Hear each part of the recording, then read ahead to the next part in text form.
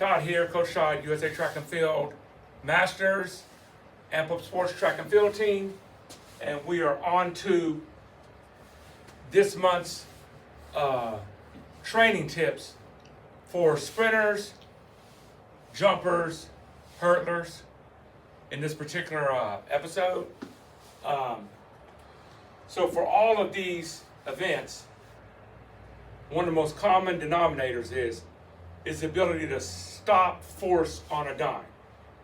So if you're jumping, it's like bringing a 100-mile-an-hour car to a dead stop and then going up.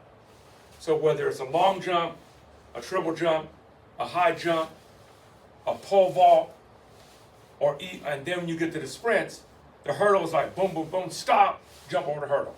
Boom, boom, boom, stop, jump over the hurdle. And then sprinting is you punch into the ground so you get your stride out. So that punch is dictating the stride length, not just you stretching your legs out. So all of these explosive events are dictated on how much force you can absorb at once and then react on it. So you got to keep going. So I've given several exercises in the app on the workouts to do, and this just reiterating that some more. These are 3 good exercises to help you absorb force.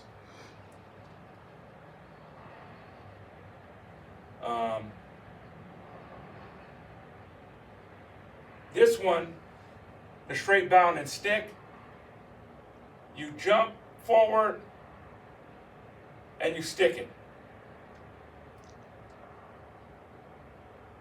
Boom, stop. Jump, boom, stop. And stop. So you see that's totally applying to all those events. And you want to not like if you're rushing through it horizontally. You want to make sure you're getting vertical so you get that force down and then redirect it on the next one. So it's not so much of a speed exercise as it is a force absorption exercise. And the further you can go forward, the further you jump up, it'll take you further forward. So you'll start to learn how force down actually propels you out that way. Instead of just trying to stretch your legs out, you'll see you can't get that far. So that's exercise 1. And you want to do those at 10 meters. You don't necessarily want to do those for like a long period of time because you're taking a lot of force. So you do it for 10 meters, recover 1 or 2 minutes, do another set. Two sets of those are good. Now we go to force absorption related to the soleus and the calf, because when you're getting down there on all those events, the first point of impact is going to be through the foot, up through the Achilles, and that soleus. And that soleus is connected to the Achilles and also the muscles around the ankle, all those. And if those can absorb the force, then it can go up the chain into your hamstring and your glutes and all the way up into your back and everything. Because all those muscles are taking some percentage of that force when you come down on it.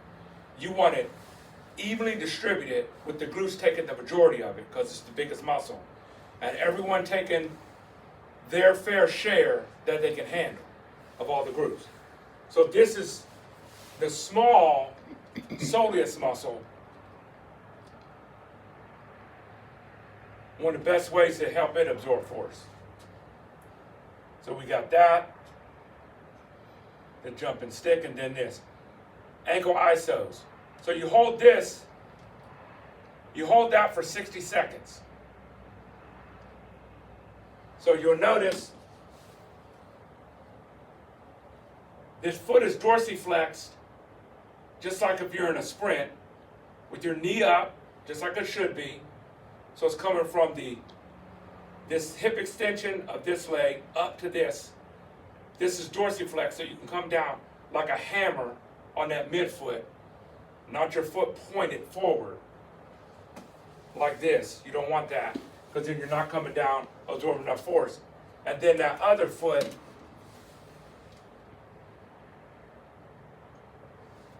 is holding an iso. Don't bounce it, just iso. Then we go to this extreme lunge.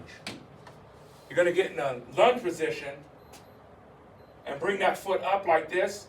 He's on the midfoot, not the toes. He's on the midfoot. And he's going to hold it there in an iso for 60 seconds. So it gets this whole area to absorb that force.